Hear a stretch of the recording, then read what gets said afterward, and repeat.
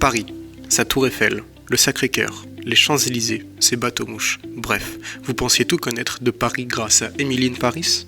Bon, on va reprendre 2-3 choses. Vous allez découvrir une autre facette de la ville lumière grâce à notre séjour dans la capitale.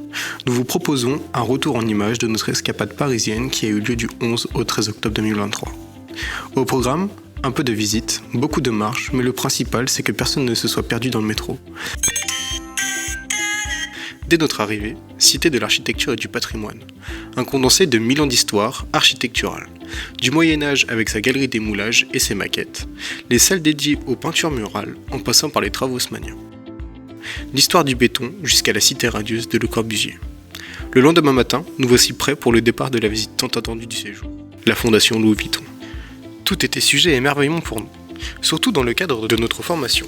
Un chantier exceptionnel, un bâtiment aux dimensions extraordinaires, des matériaux utilisés au service d'une architecture atypique. Ce bâtiment est un chef-d'œuvre d'audace et d'innovation de par ses formes et la complexité de la mise en œuvre.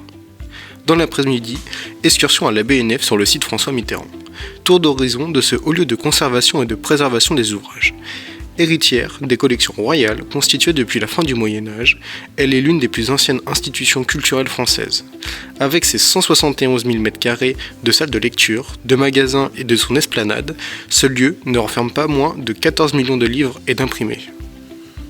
Dernière escale de notre escapade parisienne avec la visite du musée d'Orsay. Nous avons pu contempler des chefs-d'œuvre du 19e et début du 20e siècle. Nous avons le sentiment de nous replonger dans une effervescence culturelle de la peinture ou encore de la sculpture française et européenne. Cette ancienne gare construite pour l'exposition universelle de 1900 est déjà en soi un premier écrin de prestige pour les collections. Ce voyage était pour nous un enrichissement culturel et une manière d'aborder la culture générale d'une autre façon. Nous remercions toute l'équipe pédagogique de nous avoir permis de faire ce voyage.